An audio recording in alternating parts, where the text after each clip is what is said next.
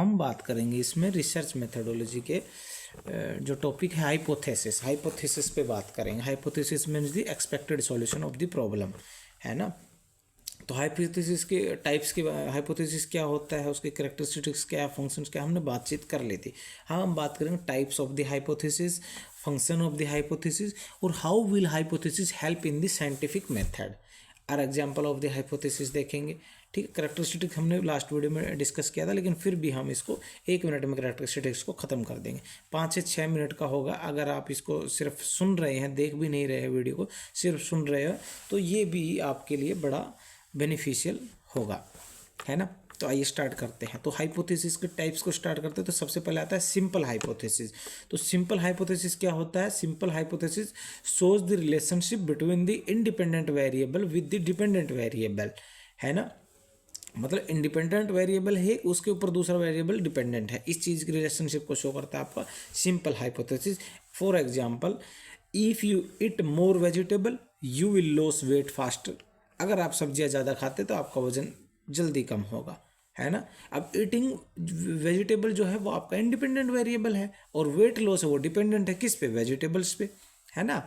तो आप अगर ज़्यादा सब्जियां खाते हैं तो ज़्यादा सब्जियां खाना इंडिपेंडेंट वेरिएबल, आप खा सकते हैं, लेकिन उससे क्या हो रहा है? डिपेंडेंट क्या कर रहा है? वेट लॉस हो रहा है उस चीज़ से, जल्दी वेट लॉस हो रहा है, वो डिपेंडेंट वेरिएबल है। ठीक है, समझ में आया। उसके बाद चलते complex hypothesis. It shows the relationship between the 2 more dependent variable and 2 more independent variable. Eating more vegetable and fruit leads to weight loss, glowing skin and reduce the risk of many disease. अब इसमें 2 हो गए, eating more vegetable and fruit और vegetable ज़्यादा खाओगे तो आपको wait जल्दी लॉस होगा, और साथ में क्या होगा? स्किन है वो ग्लोइंग करेगी, और आपको रिस्क हो जाएगा डिजीज, बीमार होने के रिस्क आपके कम हो जाएंगे। तो 2 डिपेंडेंट वेरिएबल है, 2 इंडिपेंडेंट वेरिएबल है, इनकी रिलेशनशिप शो करता है। उसके बाद में आ जाओ, मेन तो मैंने आपको बताया सिंपल और कॉम्प्लेक्स मैंने आपको समझा दिया। उसके बाद में डायरेक्शनल हाइपोथेसिस भी आता है इसमें।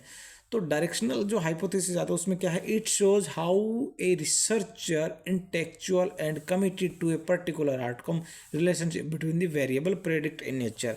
तो जो रिलेशनशिप है जो वेरिएबल्स की, वो रिजल्ट क्या आएगा उससे पहले वो रिलेशनशिप जो वो प्रिडिक्ट कर ली जाती है, यानी वो एक्चुअल में अभी पता नहीं चला कि हकीकत में क्या हुआ, लेकिन हमने इमेजिनरी उसका पता कर लिया है। तो आपका ये डायरेक्शनल, इस डायरेक्शन में जाओगे तो ये रिजल्ट आएगा और ये रिलेशनशिप उनमें होगी। उसके बाद में आपका नॉन डायरेक्शनल हाइपोथेसिस, जिसमें कि डायरेक्शन नहीं है रिसर्च की, किस डायरेक्शन में काम कर रहे हैं। तो it is use when there is the no theory involve, जिसमें कोई थ्योरी इन्वॉल्व नहीं है, आप फ्रेशली काम कर रहे हो। It is statement that relationship exist between the 2 variable without predict in the exact nature. आपको एग्जैक्ट नेचर का नहीं पता है, आप प्रेडिक्ट नहीं कर सकते हो उसमें, फर्स्ट टाइम उस पर काम करते हो। आपका नॉन डायरेक्शनल, जिसमें कोई डायरेक्शनल है, जिसमें कोई साइंटिफिक थ्योरी आपके पास में नहीं है रिसर्च करने के लिए। उसके बाद में आपका आता है नल हाइपोथेसिस। तो नल हाइपोथेसिस क्या है? It provides a statement which is contrary to hypothesis, it's navigate statement and there is no relationship between the independent और डिपेंडेंट वेरिएबल्स।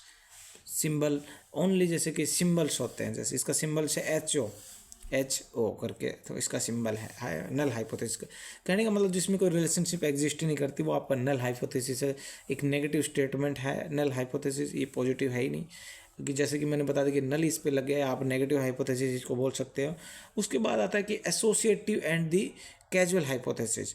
तो when there is a change in the one variable result in change in the other variable is casual में, ये तो हो गया आपका associative, यानी एक दूसरे के साथ एसोसिएशन में पहले में आप चेंज करोगे, दूसरा में ऑटोमेटिक चेंज होगा, आपका रिजल्ट भी चेंज हो जाएगा। Casual hypothesis means cause and effect interaction between the 2 और मोर वेरिएबल्स, है ना। कोज और इफेक्ट जो है वो इंटरेक्ट कर रहे हैं वेरिएबल्स को, तो आपका कैजुअल होगा। तो ये आपका एसोसिएटिव और कैजुअल हाइपोथेसिस होगा। एसोसिएटिव मैंने बताया कि एक में चेंज करोगे दूसरे में, क्योंकि एसोसिएशन है। उसके बाद कॉमन सेंस हाइपोथेसिस है कि जैसे कि मैं बात करूँ कि चांद निकला है, तो चांद निकला तो रात में ही निकलेगा, तो कंफर्म है कि रात तो होगी। अब कोई बात करे कि कल मैंने पूरा चांद देखा, तो अभी मान के चलो कि पूरा चांद देखा, तो एक तो पहले मान दिन में देखा या रात को, ये क्वेश्चन तो नॉनसेंस हुआ ना। तो जाहिर सी बात है, चांद है तो रात में ही होगा, और पूरा चांद है तो इसका मतलब पूर्णिमा ही होगी, अमावस्या के दिन तो नहीं निकलेगा। तो ये कॉमन सेंस है ना, कॉमन सेंस हाइपोथेसिस। अब हमने सेकेंड टॉपिक की हम बात करते हैं, इसमें हम देखेंगे कि फंक्शन ऑफ द हाइपोथेसिस क्या है। तो hypothesis help in making an observation and the experiments possible. Hypothesis हमारी हेल्प करता है कैसे कि मेकिंग एन ऑब्जर्वेशन, हमारी ऑब्जर्व किसी चीज़ को करने में हेल्प करता है, एंड द एक्सपेरिमेंट पॉसिबल, जो एक्सपेरिमेंट पॉसिबल हो सके उनके लिए हेल्प करता है। It becomes the start point from the investigation. किसी भी इन्वेस्टिगेशन का सबसे पहला पॉइंट ही आपका हाइपोथेसिस होता है कि वो माइंड में सोचते कि ऐसा हुआ ऐसा हुआ ऐसा हो के ये हुआ, और उसी बेस पे फिर वो सबूत ढूंढने में जुट जाता है। तो इन्वेस्टिगेशन का पहला पॉइंट ही आपका क्या है, हाइपोथेसिस है। तो hypothesis help in verifying the observation, जो ऑब्जर्वेशन जो हमने कर रहे हैं उसको वेरीफाई करने के लिए हाइपोथेसिस हेल्प करता है। तो ये हाइपोथेसिस का फंक्शन हो गया। उसके बाद it helps in directing the inquiries in the right direction. ये हेल्प करता है कि हमारी जो इंक्वायरी हो रही है वो एक राइट डायरेक्शन में है कि नहीं है। ठीक है, तो जैसे कि अब बात करिए, मैंने बताया फंक्शन हाइपोथेसिस क्या है। अब मैं तो बात करूँ कि how will hypothesis help in the scientific method. जो साइंटिफिक मेथड है उसमें आपका हाइपोथेसिस कैसे हेल्प करता है। तो फॉर्मेशन ऑफ द क्वेश्चंस को फॉर्मुलेट करने में आपका हाइपोथेसिस हेल्प करता है। डूइंग द बैकग्राउंड रिसर्च, जो बैकग्राउंड में जो रिसर्च होती है उसको रिसर्च को कंप्लीट करने के लिए आपका जो है हाइपोथेसिस वर्क करता है। क्रिएशन ऑफ हाइपोथेसिस क्रिएट करने के लिए हाइपोथेसिस है ही। डिजाइनिंग एंड एक्सपेरिमेंट, किसी भी एक्सपेरिमेंट को डिजाइन करने के लिए आपको हाइपोथेसिस की जरूरत पड़ती है।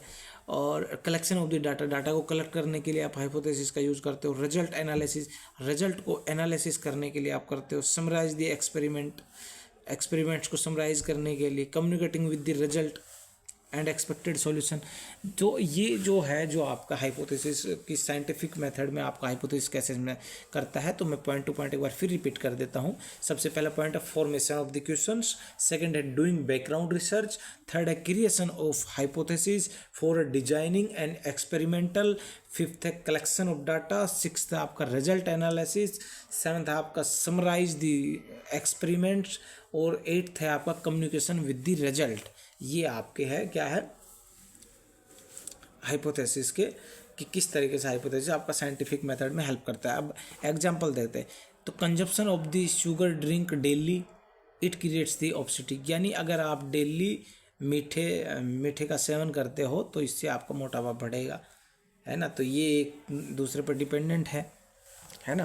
तो ये आपका सिंपल हाइपोथेसिस हो जाएगा। तो ये था आपका hypothesis, types hypothesis, functions of the hypothesis, और how can help hypothesis in the scientific method. ठीक है।